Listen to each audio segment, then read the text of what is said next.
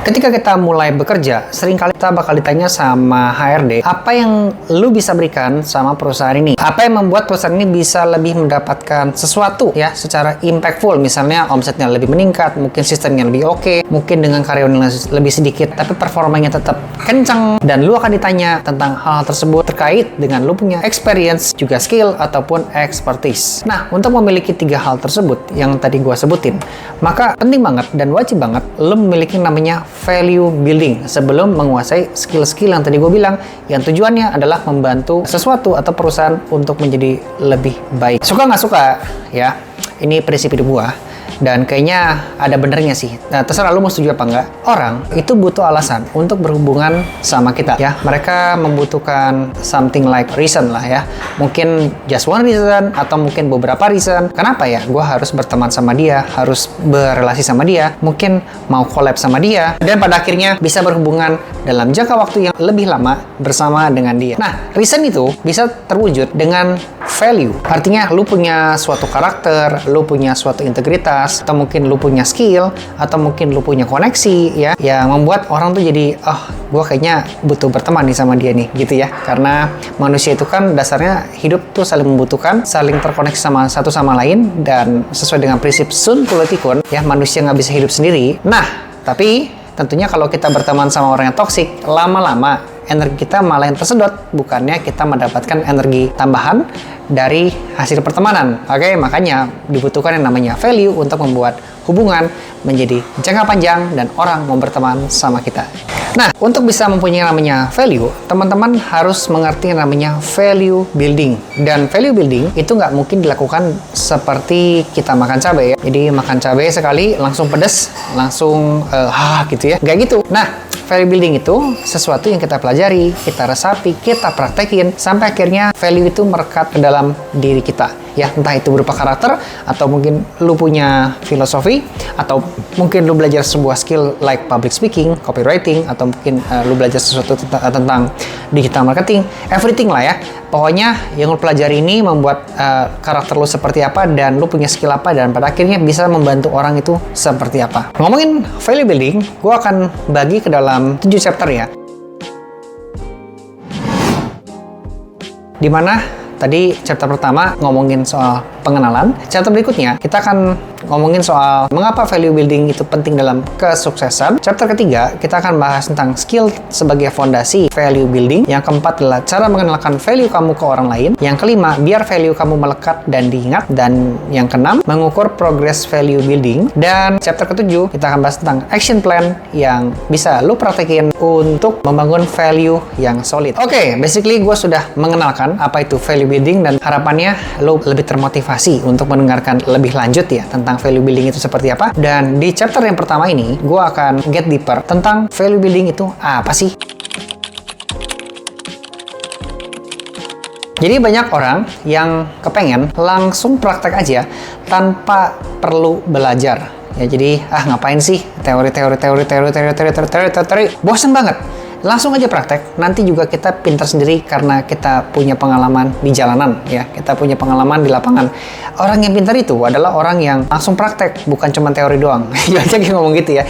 Nah, gua kurang setuju pas itu ya, tapi gua belum menemukan kenapa gua kurang setuju. Jadi kalau memang kita bisa pintar dari praktek, kenapa nih namanya workshop? Waktu itu gua nanya-nanya dong dalam diri sendiri, kenapa ada seminar, kenapa ada konten premium, kenapa kita harus beli konten, kenapa kita harus beli e-course, whatever lah. Jadi ini menjadi pertanyaan gue, keresahan gue pribadi, yang akhirnya gue menemukan jawabannya adalah value building, yang mana gue mau share di video ini. Dan lu ketika mendengarkan video ini nggak perlu merasakan keresahan yang gue alami dalam waktu 5 tahun. Jadi pertanyaan yang orang kemukain barusan ya, kebanyakan orang, misalnya sales, atau mungkin teman lu sendiri, atau mungkin sahabat, ngapain belajar teori, lebih baik langsung lapangan aja. Nah, itu nggak salah teman-teman ya, nggak salah. Tapi kalau misalnya lu langsung masuk ke dunia lapangan, lu langsung praktek, lu akan banyak mengalami fase trial and error ya. Berapa banyak tuh kerugian yang bakal lu alamin. Lu bakal mengalami hilang duit mungkin, hilang waktu, hilang energi, hilang fokus, dan tiba-tiba aja lu langsung jadi tua, ya kan? Ya memang benar asam garamnya banyak ya, tentunya pengalaman yang berbeda. Tapi dengan kita melakukan value building ya, kita belajar teori-teori yang diajarin di sekolah, kita beli e-course, kita beli workshop, maka kita akan belajar pengalaman orang lain. Orang itu gagalnya belah mana, ya? Berhasilnya gimana? Gimana cara dia melakukannya? Gimana cara dia menangani kegagalan, ya, bagaimana cara dia bangkit, ya, whatever lah. Jadi ilmunya macam-macam. Misalnya copywriting nih, kita belajar copywriting. Ketimbang coba-coba sendiri, atau mungkin kita brainstorming sama ChatGPT misalnya, ya, itu juga bisa belajar dari pengalaman orang. Dimana kalau hooknya seperti apa, hooknya seperti ini, seperti itu, seperti ini, yang ini berhasil, yang ini cenderungnya gagal. Yang ini lebih cocok dengan template seperti apa, yang itu lebih cocok dengan produknya seperti apa, services yang seperti apa, gitu ya. Jadi kita belajar pengalaman orang lain membuat kita lebih minim resiko dan lebih terhindar dari lubang yang tadinya bakal kita injak. Sekarang kita bisa menghindar dari lubang tersebut. Ya, minimal begitu sih. Jadi ruginya nggak gede-gede amat. Kita nggak buang waktu lebih banyak, ya. Kita cuma buang waktu untuk belajar, tapi kita bisa terhindar dari waktu yang boros, yang mana harusnya kita nggak perlu ngalamin sih, nggak perlu kita buang-buang ya. Harusnya kita irit-irit untuk bisa ngerjain yang lain. Sekarang kita akan masuk dalam chapter yang kedua, di mana kita akan bahas tentang mengapa value itu penting untuk kesuksesan. Seperti tadi gue bilang, orang itu kan butuh reason ya, kenapa mau berteman sama lu, dan which is value itu sebagai bentuk ikatan supaya orang mau berteman sama lu. Nah, ngomongin soal kesuksesan, ketika kita menghadapi sebuah peristiwa, entah peristiwa ini berupa masalah, atau mungkin berupa musibah, atau mungkin berupa tantangan baru gitu kan, lu akan membutuhkan yang namanya value untuk menghadapi hal tersebut. Semakin banyak value yang kita miliki, maka kita bakal mempunyai banyak POV ya, atau sudut pandang untuk memberikan keputusan yang paling tepat untuk memberikan jawaban terhadap peristiwa yang sedang kita alami ya. Itulah kenapa CEO itu suka mahal. Kayak perasaan kerjanya cuma ngopi-ngopi doang, ngobrol-ngobrol doang, tapi kok gajinya mahal banget ya ketimbang misalnya office boy gitu yang kerjanya sepanjang hari gitu. Karena ya jujur aja, as a CEO itu belajarnya banyak banget. Terus dia juga tujuannya ngobrol-ngobrol itu kan dia banyak mengenal orang ya, terus menjalin relasi, sehingga ketika dia menghadapi sebuah peristiwa, maka dia akan mengeluarkan value yang dia punya dari berbagai macam ini ya, kelebihan ya.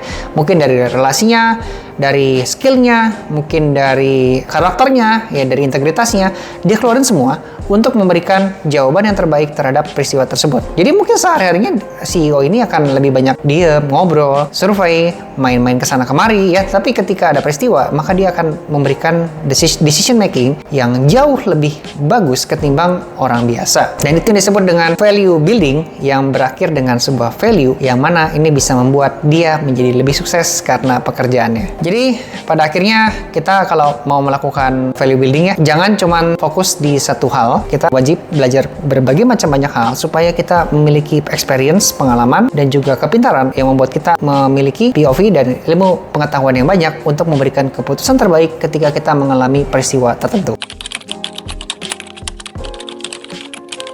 Sekarang teman-teman, gue akan bahas tentang chapter nomor 3 ya, di mana kita akan masuk ke dalam bab skill sebagai fondasi value building. Oke, gue ulangin, skill sebagai fondasi value building. Artinya apa? Kalau lu pengen melakukan value building, tentunya kita nggak boleh serampangan ya. Bentar belajar ini, bentar belajar itu, bentar belajar itu, jadi lompat-lompat gitu ya. Guys, satu-satu dulu ya. Untuk bisa satu-satu, maka lu harus punya skillnya. Which is ini yang gue ajarin ya. Pengalaman gue, ini bisa lu jadikan sebagai skill lu untuk mempelajari suatu hal. Jadi kalau mau belajar, satu skill ini penting, lu harus fokus mungkin selama sebulan pertama. Ya at least 10 jam pertama lah ya. 10 jam sampai dengan 20 jam pertama, lu fokusin di satu bidang. Contoh ya, lu mau jadi content creator. Hindari ketika jadi content creator, lu belajar algoritma TikTok, lu belajar algoritmanya Instagram, lu belajar algoritmanya YouTube ya. Baru setengah jam pindah lagi ke sana. Setengah jam pindah lagi ke sana. Oke? Tahan lu.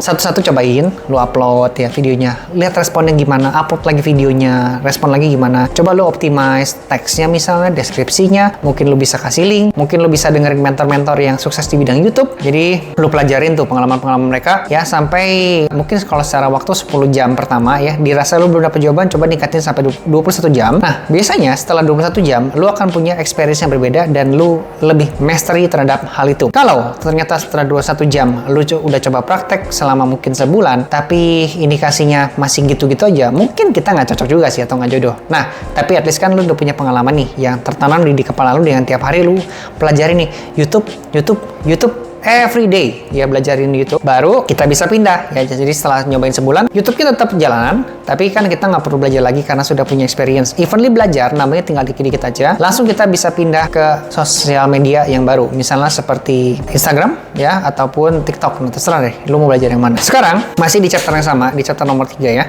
Gue mau ceritain soal hard skill versus soft skill. Banyak orang menganggap kalau kita mau belajar skill itu mulailah dari soft skill. Benar apa salah? Menurut gue, benar. Tapi dulu. Kalau sekarang menurut gua salah ya. Jadi kalau ngomongin soal skill, kalau soft skill itu nggak bisa bantu mecahin masalah orang ya. Jujur aja, kita nggak bisa bantu menyelesaikan masalah orang. Tapi kalau hard skill itu bisa. Contohnya nih, lo jago public speaking ya. Ceritanya temen lo ini punya masalah di komputer ya. Dia mungkin terkena virus ya, yang membutuhkan solusi berupa install ulang. Nah, kan kalau install ulang itu kan namanya hard skill ya. Langsung direct gitu, ke masalahnya apa, kita beresin ya. Nah, kalau dengan skill lo yang public speaking, leadership mungkin ya, atau mungkin komunikasi, atau mungkin critical thinking, ya paling lo cuma bisanya, oh iya, yaudah, kasih aja ke teknisi gitu kan. Critical thinking gitu. Atau misalnya menjelaskan public speaking. Oke, jadi menurut lu ini rusaknya belah mana? Jadi lu malah melakukan coaching gitu ya. Lu menjelaskan apalah. Jadi intinya nggak bisa menyelesaikan masalah secara direct. Jadi kalau lu belajar dari soft skill itu salah banget menurut gua. Ya, kuasain dulu hard skill. Yang misalnya lu bisa beresin komputer, install ulang, atau lu bisa video editing, lu bisa coding misalnya, lu bisa digital marketing, lu bisa melakukan ads, lu bisa melakukan SEO misalnya, atau search engine marketing ya, SEM, SEM gitu. Itu kan skill-skill yang sifatnya hard ya. Nah, setelah lu bisa menguasai skill-skill seperti itu, barulah lu lanjut ke dalam soft skill, di mana lu menjelaskan apa yang lu bisa sama orang lain, which itu namanya public speaking gitu. Ya, jadi jangan kebalik, kuasai hard skill dulu baru soft skill setelahnya. Oke? Sekarang kita masuk ke dalam chapter yang keempat, di mana kita akan bahas tentang cara mengenalkan value kita ke orang lain ya. Jadi kita kalau punya value, which is itu karakter, integritas, skill, ya bisa berupa hard skill ataupun soft skill. Tapi kalau nggak ada yang tahu, that's useless, nggak ada gunanya. Seriously, nggak ada gunanya. Buat apa? Karena ujungnya kita punya skill, bisa membantu kita menciptakan personal branding, dan akhirnya bisa membantu kita mendapatkan pundi-pundi rupiah gitu ya, atau pundi-pundi dolar lah, atau mungkin emas lah, atau kripto. Jadi, untuk bisa tercipta yang namanya rezeki, mau nggak mau kita membutuhkan orang lain yang membutuhkan jasa kita atau mau membeli jasa kita. Oke, dari situlah baru tercipta yang namanya money atau duit ya, value-nya ditukar ke duit. Oke, nah jadi apa yang lo harus lakuin? Pertama, bangunlah personal branding. Bisa lo berupa melakukan sharing seperti ini di channel-channel sosial media. Namanya juga sosial media ya, jadi media IG, Facebook ya. Lo sharing aja apa yang lo bisa ya. Jadi kasusnya apa, bagaimana lo mecahin kasus itu dengan lo punya skill gitu. Kemudian rajinlah sharing konten, kemudian lo bisa networking ke orang-orang ya, dan pilihlah komunitas yang sesuai dengan lo punya passion. Oke? Dan be the one ya, jadilah the best di komunitas itu, jadilah yang paling pintar kalau bisa, sehingga orang mau punya alasan kenapa dia harus mencari lu. Kalau kita di part yang rata-rata, gue merasa ya gue pengalaman gue pribadi, belum tentu benar. Gue merasa kalau kita orang yang rata-rata, kita agak susah dicari orang, dipanggil orang gitu ya. Misalnya gue suka basket, gue gabung nih komunitas basket. Apakah gue jago? Enggak, gue biasa aja. Seriously, gue biasa jadi komunitas basket. Ya, maka orang kalau ada tanding misalnya, atau mungkin perlu sponsorship, atau mungkin butuh seorang model nih yang bagaimana gitu ya untuk jadi produknya mereka atau BA-nya mereka di komunitas itu, maka kemungkinan gue dipilih nomor sekian ketimbang yang paling jago mainnya. Ya, jadi kalau lu nggak jago-jago amat, boleh gabung nggak? Boleh. Kalau lu suka sih nggak apa-apa. Tapi kalau berharap langsung pengen cepet dapat transaksi, menurut gue pribadi, pilih skill yang lo paling jago apa, kemudian carilah komunitas yang ujung-ujungnya ke bisnis, karena namanya duit berarti harus ngomongin di transaksi dan di bisnis gitu ya, jangan di komunitas olahraga, alkitab gitu ya, atau mungkin sekolah agama ya, jangan ya. Gue pengalaman gak boleh kayak gitu, kok gue mau ngomongin soal bisnis susah banget. Ya, jadi carilah komunitas yang benar dan jadilah paling jago di sana. Kemudian rajin-rajinlah memberi ya, sharing di komunitas itu. Dengan lu sharing, memberi, dan orang merasa banyak kasusnya tertangani dengan baik, maka value lu akan dikenal dan lu akan diingat sama mereka, dan disitulah disebut dengan personal branding. Jadi memang di part kita ini ya, setelah menguasai hard skill dan bisa membantu banyak orang, ya networking sih adalah kewajiban yang harus kita tekuni ya di next step ya. Nah, sekarang kita akan masuk ke dalam chapter yang kelima. Gimana caranya biar value kamu melekat dan diingat?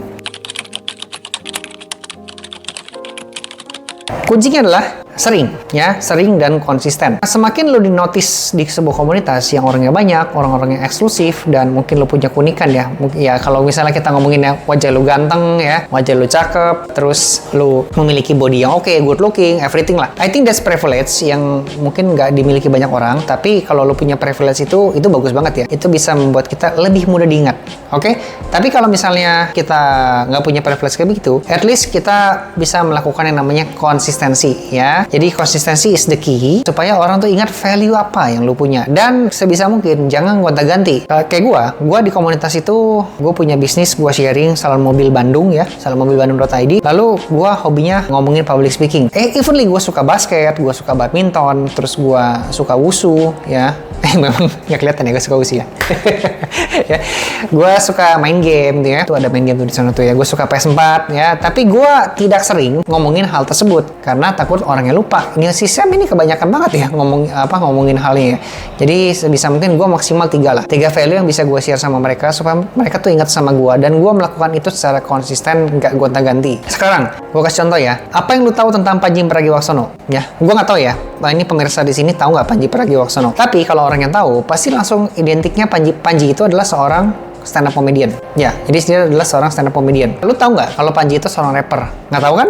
Iya, biasanya jarang yang tahu. Lu tahu nggak Panji itu adalah seorang penyuka fotografi? Tahu nggak? Nggak kan? Panji itu seorang aktor loh. Juga jarang yang tahu ya.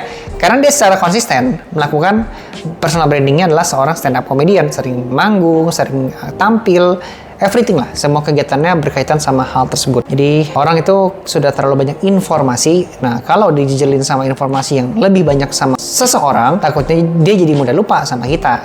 Oke, makanya kita untuk membuat dia tetap ingat sama kita, make sure konsisten, dan informasi yang dibagikan juga itu-itu aja ya, supaya dia makin ingat dan bosan-bosan dah gitu ya. Oke?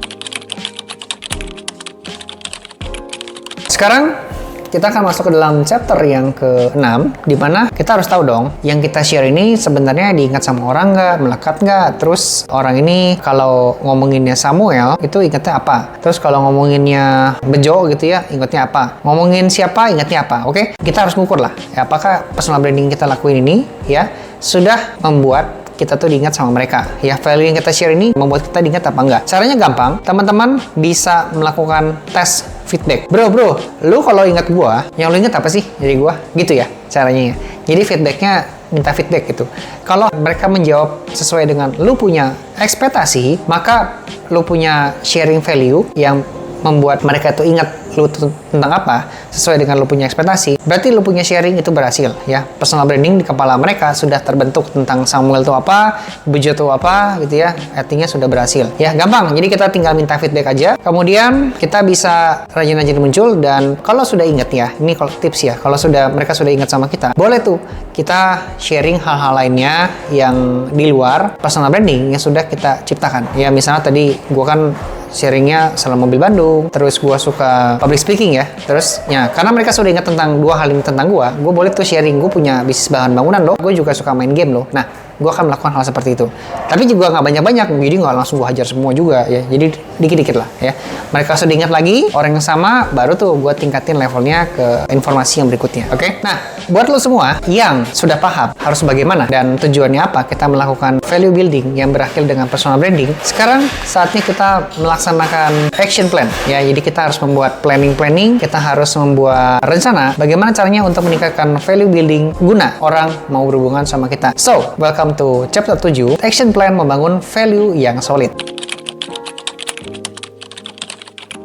Oke, so this is what you need to do ya. Jadi pilih satu bidang yang lu mau tekunin, dan harapan gua bidang ini bisa nge-solve atau memberikan solusi untuk banyak orang. Semakin besar masalah seseorang dan semakin sedikit solusinya, dan lu ternyata bisa menguasai solusi tersebut, maka lu bakal dicari sama banyak orang ya, dan biasanya rezeki bakal lebih ngedekat gitu ya. Jadi lu pick the one niche ya, dan lu pilih, kemudian alokasikan 2 jam per hari untuk belajar dan praktek skill baru. Kemudian setelah lu belajar, coba posting di sosial media hasil pembelajaran lu ya, hari ini belajar apa, sehingga orang tahu dia ternyata si Sam ini senangnya apa ya, oh ternyata si Michael ini hobinya apa ya. Nah gitu ya, jadi orang notice gitu, ternyata lu punya hobi yang mana, dan ini bisa mengundang attract dari seseorang untuk berhubungan sama lo. Ternyata si Sam ini senang digital marketing ya, gue juga senang ngobrol lah, pengen lebih deket lah. Si Sam ini senangnya bisnis ya, oh oke, gue pengen lebih deket lah, gitu ya, itu caranya. Kemudian setelah lo melakukan ini secara konsisten selama 30 hari, 2 jam per hari, posting 3 konten sehari,